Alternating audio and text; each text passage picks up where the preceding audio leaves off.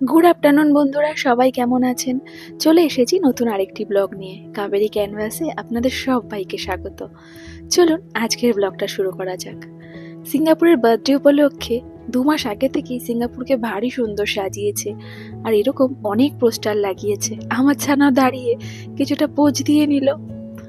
ব্লগটা শুরু করার আগেই হাত জোর করে সকলের কাছে ক্ষমা প্রার্থনা করছি ব্লগগুলো দেরিতে আসার জন্য। সময়ের সাথে আর তাল মিলিয়ে পারছি না। কাজের জায়গা, সংসার সব মিলিয়ে সময়টা আমার কাছে ভারী কম। আমি, বাবু আর আমার ছানা টেয়ার কেসে উপরে চলে এসেছিলাম। মা যেহেতু হুইল চেয়ারে আসবে, তাই কর্তামশাই মাকে নিয়ে লিফটে করে এসছে, আর আমার ছানা দাঁড়িয়েছিল ওদেরকে স্বাগত জানানোর জন্য। হারবার ফ্রন্ট এমআরটি স্টেশন থেকে বের হয়ে এক্সিট বি ধরে আমরা চলে এসেছি হারবার ফ্রন্ট সেন্টারে। এটি হারবার ফ্রন্ট মল। হট করেই চোখে পড়লো এই সুন্দর জিনিসটা। গমের কাঠিগুলোকে রং দিয়ে, পেপার দিয়ে কত সুন্দর সাজিয়ে রেখেছে। এখানটায় রয়েছে বাতাম যাওয়ার ফেরিঘাট। প্রচুর লোক রয়েছে যারা বাতামে যাবে বলে ট্রলি নিয়ে ঘোরাঘুরি করছে। এখান থেকে সোজা গেলেই বাতাম যাওয়ার ফেরি ধরা যায়। তবে আমরা যে কেবল কারটা ধরবো এই বিল্ডিংয়ে নয়, এই বিল্ডিং থেকে বেরিয়ে গিয়ে। এই শপিং মলটা একটু ঘুরে দেখছিলাম, বেশ ভালো লাগছিল। হট করে চোখটা আটকে গেল এই সফটওয়্যারগুলোর কাছে এসে। কি কিউট তাই না? একসাথে কতগুলো সফটওয়্যার। আর এই দেখুন ছোট ছোট কিরিং, বেশ সুন্দর। তবে এগুলোর দাম সাংঘাতিক। এক একটা কিরিং নাকি $15 $16 করে, তাই আর নিলাম না। আর এই দেখুন রাস্তা নির্দেশিকা, সোজা গেলেই বাতামের ফেরিঘাট। আমার ছানা দেখুন কি আনন্দ। হট করে চোখে পড়লো এই সুন্দর জিনিসগুলো। দাঁড়ান আপনাদের একটু কাছ থেকে দেখাই। দেখেছেন কি ছোট্ট ছোট্ট কিরিং? এগুলোর দাম এক একটা $7 $8 করে। কে নেবে বলুন? তবে বাইরে গেলে হয়তো একটু কম দামে পাওয়া যেতে পারে। তবে টুরিস্টরা আসলে এখান থেকেই তারা নিয়ে নেয়। তবে এখানকার দাম যথেষ্ট বেশি। আরেকটা জিনিস আপনাদের সঙ্গে শেয়ার করি। মেয়েদের কাছে যতই গয়না থাকুক না কেন, এই জায়গাগুলোতে আসলে না পা যেন সত্যিই আটকে যায় আটার মতন। তাই কিনা বলুন? জানি না কার যায়, আমার তো যায়। বেশ ভালো লাগে দেখতে। কিনি বা না কিনি, দাঁড়িয়ে দেখতে বেশ ভালোই লাগে। শপিং মলে গিয়ে কেনার থেকে ঘুরে ঘুরে দেখতে যেন আমার বেশি পছন্দ হয়। দেখুন কত সুন্দর মোজার দোকান, কত রং বেরঙের মোজা এখানে সাজানো, আর কি কিউট কিউট কতগুলো জুতোও রয়েছে। বেশ ভালো লাগছে। চলুন একটু ভেতরে গিয়ে দেখি। কি কিউট তাই না? বেশ মজার এই জুতোগুলো, পরেও কিন্তু বেশ আরাম। কিছু ক্যাপও রয়েছে সাজানো গোছানো। তবে চলুন নিউবর্ন বেবিদের জন্য কিছু জুতো রাখা রয়েছে, সেগুলো আপনাদের সঙ্গে শেয়ার করি। এই দেখুন কি কিউট তাই না? ইচ্ছা করছিল আমার ভাইয়ের ছানাটার জন্য দুটো নিই, কিন্তু জানি না কবে আমি ইন্ডিয়াতে যাব, আর ততদিনে এগুলো ওর আর কাজে লাগবে কিনা। যাক, যখন যাব তখন না হয় দেখা যাবে। তবে চলুন আজকে যেই উদ্দেশ্যে এসেছি সেই দিকটাতে রওনা দিই। এখানে ঘুরতে থাকলে সারাটা দিন এইভাবেই কেটে যাবে। আমাদের কেবিল কারটা চড়া আর হয়তো আর হবে না। বাবু, মা, কর্তামশা এখানে দাঁড়িয়ে রয়েছে একটু কফি নেওয়ার জন্য। এই টাইমটা না ভীষণ কফি খেতে ইচ্ছা করে, তাই ভাবলাম ওরা একটু কফি নিক আর আমি ঘুরে ঘুরে আপনাদেরকে দেখাই। সিঙ্গাপুরের বার্থডে উপলক্ষে অনেক রকম অফারও চলছে এইসব মলে। কোথাও 50%, কোথাও 40%। চলুন একটু ঘুরে আসি। ঘুরতেই এই চকলেটের দোকানটা চোখে পড়লো। কি কিউট দেখুন বাক্সগুলো, দেখলেই মনে হচ্ছে এক্ষুনি তুলে নি। চকলেট এমনিও কত লোভনীয়, তারপরে যদি এরকম কিউট কিউট বাক্স হয় তাহলে তো আর কোনো কথাই নেই। আমার ছানা দেখে বায়না শুরু করেছে ওর একটা চাই। আমরা বড়রাই লোভ সামলাতে পারি না, ও তো ছোট্ট ছানা। তবে চলুন ছানার জন্য একটা চকলেট নিয়ে নিই। এত সব চকলেটের মধ্যে চকলেট চুজ করাটা সত্যিই কষ্টের ব্যাপার। তাই কর্তামশাইকে দিয়েছিলাম এই দায়িত্বটা, ছোট্টখাট্টো একটা কিছু চুজ করতে আমার ছানার জন্য। খুব বেশি তো একটা খেতে পারে না, 2-1টা খাওয়ার পরেই আরও খেতে চায় না, শুধু শুধু নষ্ট হয়। আর আমরাও যে খুব একটা চকলেট খাই তাও নয়। কর্তামশাই চুজ করে বেরিয়ে গেছিল, আমি পেমেন্ট করছিলাম। বেরানোর আগে এই চকলেটের দোকানটা ঘুরিয়ে আপনাদের আবার দেখাচ্ছিলাম। এই প্যাকেজিংগুলো কিন্তু ভারী সুন্দর, তাই কিনা বলুন? দুপুরে খাওয়া দাওয়া সেরেই আমরা বেরিয়েছিলাম। এখন প্রায় বিকেল, কিছুটা স্ন্যাক্সের দরকার। আমাদের জন্য নিয়েছিলাম কফি, আর বাবুর জন্য এই ফলগুলো। চা কফি খেতে বাবু খুব একটা পছন্দ করে না। হট করেই চোখে পড়ল এই ফুলগুলো, চোখটা যেন দাঁড়িয়ে পড়েছে। কি স্নিগ্ধ, কত সুন্দর তাই না? সদ্য যেন গাছ থেকে তুলে এনেছে। আর ওই দেখুন ওই কেবিল কারগুলো যেন আমাদের জন্য অপেক্ষা করছে। এই রাস্তাটা পার হয়েই হারবার ফ্রন্ট টাওয়ার 2 এই বিল্ডিংটার উপরে গেলেই আমরা পাবো কেবিল কার। আমরা চলে এসেছি হারবার ফ্রন্ট টাওয়ার 2-তে। চলুন এবার যাওয়া যাক লিফটে। এখান থেকে মাউন্ট ফেভার লাইন এবং সেন্তোসা লাইন, এই দুটি কেবিল কার লাইনই যাত্রা শুরু করা যেতে পারে। হারবার ফ্রন্ট স্টেশনে এসে শপিং মল নয়, চোখে পড়ল এই সুন্দর জিমটি। আমি আর বাবু দাঁড়িয়ে সেটাই দেখছিলাম। চেষ্টা করছি আপনাদের একটু কাছ থেকে দেখাতে। এখানে শপিং মল যেমন সুন্দর করে সাজানো থাকে, সেরকম ব্যবস্থা থাকে শরীরচর্চারও। সবকিছুর সাথে শরীরচর্চারও এখানে বেশ গুরুত্ব, তাই সব জায়গাতেই শরীরচর্চার একটা ব্যবস্থা থাকে। আমরা এখানে সবাই দাঁড়িয়ে রয়েছি লিফট ধরার জন্য। আমাদের এখন 15 ফ্লোরে যেতে হবে, ওখান থেকে আমাদের কেবিল কার। উপর থেকে কি ভালোই না লাগছে, তাই না? জানি না কতটা আপনাদের বোঝাতে পারছি, তবে চেষ্টা করছি সম্পূর্ণভাবে বোঝাতে। বলতে বলতে আমরা চলে এসেছি 15 ফ্লোরে। তবে চলুন এবার কেবিল কারে ওঠা যায়। এর আগে আমি আর আমার কর্তামশাই উঠেছিলাম, তবে ছানা বাবু মার প্রথম কেবিল কারে ওঠা। একটু ভয় পাচ্ছিলাম, ভাবছিলাম মা কি করে উঠতে পারবে কি পারবে না, পাটা একটু উঁচু করতে হবে, মায়ের কষ্ট হবে কি না। তবে এরা ভীষণ হেল্পফুল। মাও যে ভয় পাচ্ছিল না তা নয়, আমরা সবাই ভয় পাচ্ছিলাম, কিন্তু ভীষণ সুন্দরভাবে উনি আমার মার হাতটা ধরে বসিয়ে দিয়েছিল উপরে। মায়ের ভয় পেলেও উঠতে একটু অসুবিধা হয়নি। তবে আজকে আমরা মাউন্ট ফেভার লাইনে যাচ্ছি না, আমরা যাচ্ছি সেন্তোসার লাইন। হারবার ফ্রন্ট কেবল কারে উঠলে সেখান থেকে সেন্তোসা ইনভিয়া লুক আউট স্টেশন পর্যন্ত পৌঁছাতে সময় লাগে প্রায় 9 মিনিট মতন।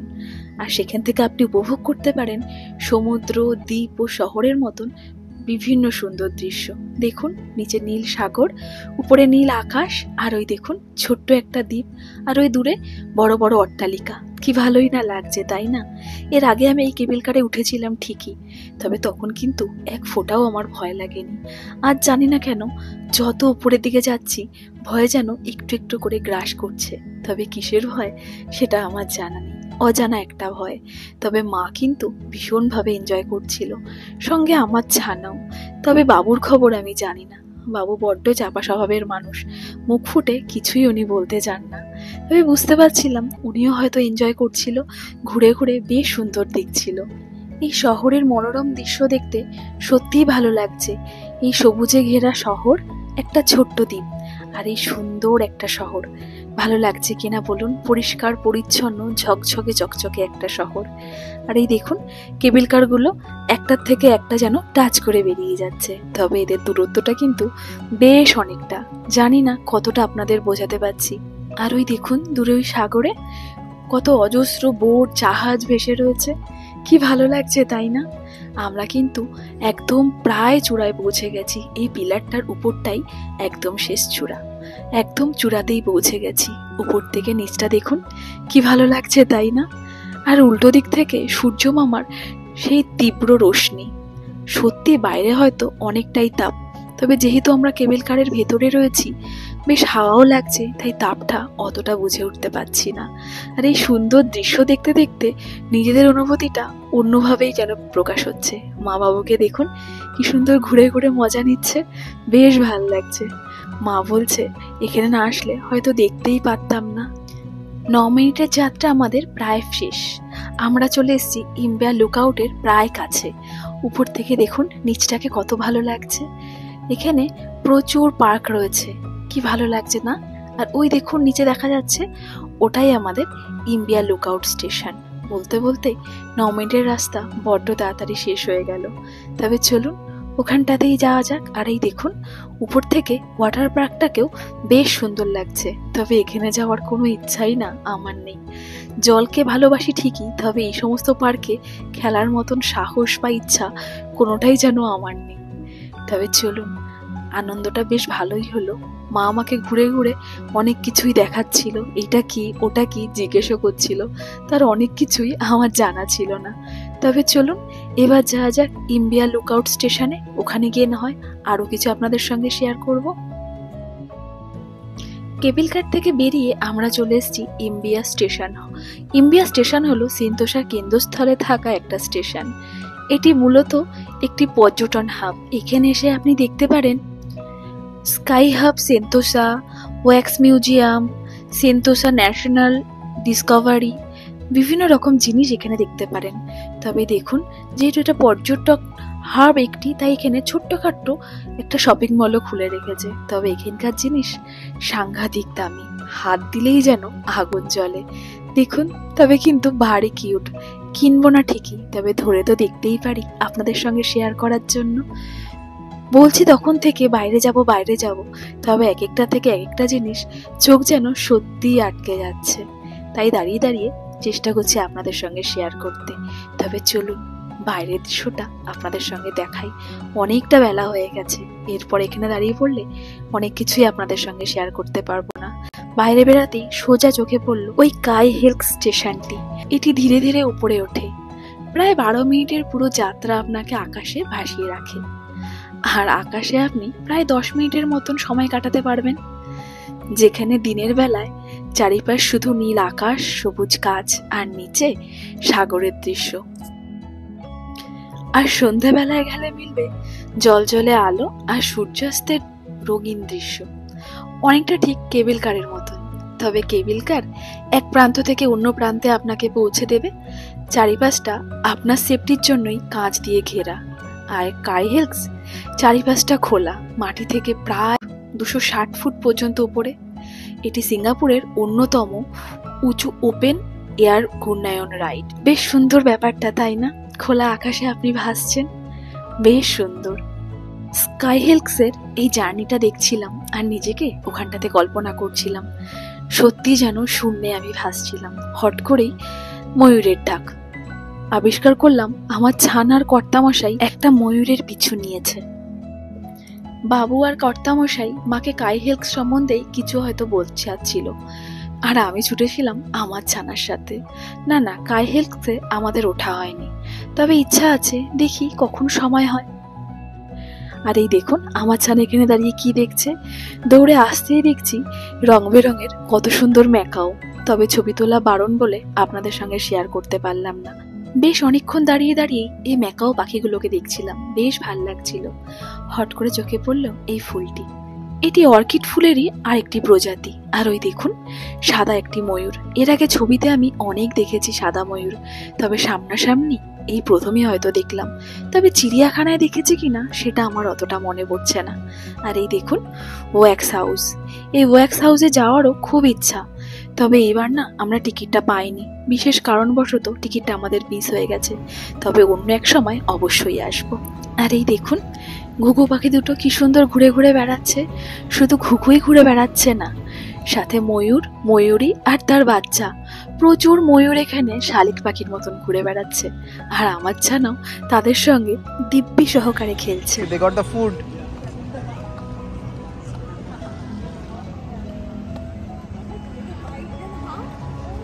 No. They won't bite. Let them. Wax গ্যালারিতে যেতে পারেনি, সেই দুঃখ তো একটু ছিলই। তবে এখানে এসে এই ময়ূরদের সঙ্গে সময় কাটাতে বেশ ভাল লাগছিল। এই ময়ূরদের সঙ্গে সময় কাটাতে কাটাতে কখন যেন সময়টা পার হয়ে গেছিল, টেরই পাইনি। আর এই দেখুন আমার ছানার অবস্থা। না, আস্তে আরেকটা দিয়ে দাও। দাঁড়াও, ভেঙে না দিলে কিছু পারবে না। আমরা এখানে বসে বসে চা কফি খাচ্ছিলাম, আর বাবু বসে ফল খাচ্ছিল। আমার ছানা এই ময়ূরগুলোর সাথে বেশ টাইম কাটাচ্ছিল, খেলা করছিল। হট করে দৌড়ে এসেছিল বাবুর থেকে এই ফল নিয়ে ময়ূরদের দেবে। তাই ময়ূরাও ওর পেছন পেছন দিব্যি বাবুর কাছে। দেখুন ওর হাত থেকে ফলটা নেওয়াতে ও কত খুশি হয়েছে। তারপরে বাবুকে একটাও ফল খেতে দেয়নি, সব ফলগুলো ও হাতে করে করেই ময়ূরদের খাইয়েছে। বেশ ভাল লাগছিল। এটাও কিন্তু ওয়্যাক্স গ্যালারির থেকে কোনো অংশে কম নয়। ওয়্যাক্স গ্যালারিতে হয়তো অনেক নামি দামি সেলিব্রিটিরা ছিল, তাদের সঙ্গে ছবি তুলতে পারতাম। সেগুলো তো সবই মোমের পুতুল। তবে এই সুন্দর দৃশ্যটা, এগুলো হয়তো মিস করে যেতাম। তাই ওয়্যাক্স গ্যালারিতে যেতে পারিনি বলে আমার কোনো দুঃখ হয়নি। এই সুন্দর মুহূর্তটাকে আমি সুন্দরভাবে সাজিয়ে রেখেছি। ওয়্যাক্স গ্যালারিতে না হয় অন্য একটা টাইমে যাব, তখন যদি ময়ূরদের সঙ্গ না পাই। তাই এই সময়টাকেই, এই সুন্দর স্মৃতিটাকে সুন্দর করে স্মৃতি খাতায় বেঁধে রাখলাম। তবে যারা প্রাকৃতিক ট্রেল ও জীববৈচিত্র্য ভালোবাসেন, তাদের জন্য সেন্তোসা নেচার ডিসকভারি কিন্তু সত্যি মনোময় একটা জায়গা। সত্যি ভারী সুন্দর। চারিপাশে পাহাড়ের মতন উঁচু উঁচু গাছ, আর চারিপাশে জঙ্গল, আর এই সুন্দর পশু পাখিদের সঙ্গে থেকে থাকা সময়গুলো সত্যিই ভারী মনোময়।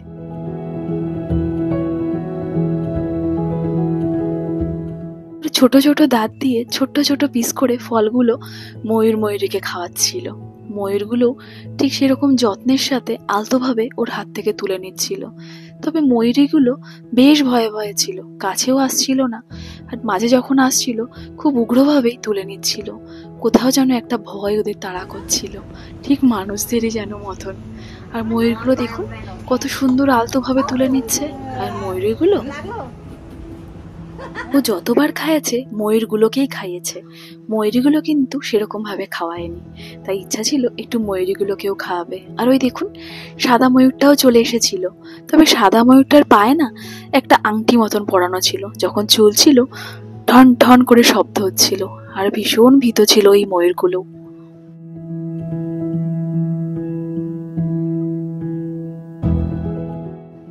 দেখুন চারিপাশে কিরকম শালিক পাখির মতন ঘুরে বেড়াচ্ছে মানুষজনের সাথে। তবে আমার ছানা কিন্তু এই ময়ূরেই ঠেকেছিল না। এই দেখুন সন্ধান পেয়েছে এই সাপগুলোরও। এগুলো দেখে কিন্তু আমি ভারী ভয় পাচ্ছিলাম। তবে প্রথমে ময়ূরদের সঙ্গে খেলতে খেলতে এই দিকটা আমার ছানার চোখে পড়েনি। যখন এই আঙ্কেলটা এইসব গুছিয়ে চলে যাবে সেই মুহূর্তেই আমার ছানার চোখে পড়েছিল। বড্ড গুড়গুড় করছিল যদি একটু ধরতে পারে, বাবা যদি একটুখানি অ্যালাউ করিয়ে দেয়। তাই আমার কর্তামশাইও ওই ওনার সাথে কথা বলছিল যদি আমার ছানাকে একটু ধরার সুযোগ করে দেয়। Very nice. Uncle got nice pet. দেখো দেখো।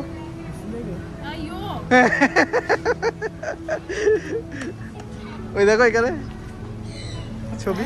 ছানার কর্তামশাই ময়ূরের সাথে সাথে এদিকে চলে এসেছিল। আমি বাবু মা ওপাশটাতেই বসেছিলাম, তাই এদিকের কোনো গল্পই আমাদের জানা ছিল না। হট করে এদিকে আসতেই কর্তামশাই আমাকে বলতেই আমি বুঝে উঠতে পারিনি। আর আমার ছানার অবস্থাটা দেখুন, আছে শরীরে এক ফোঁটা ভয়।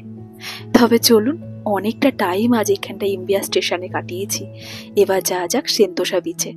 ইম্বিয়া লুকআউট থেকে সেন্তোসা বিচের পায়ে হেঁটে দূরত্ব 7 থেকে 8 মিনিট। আসছি সেন্তোসা বিচের ব্লগ নিয়ে। ততক্ষণ সবাই ভালো থাকবেন। শুভ সন্ধে।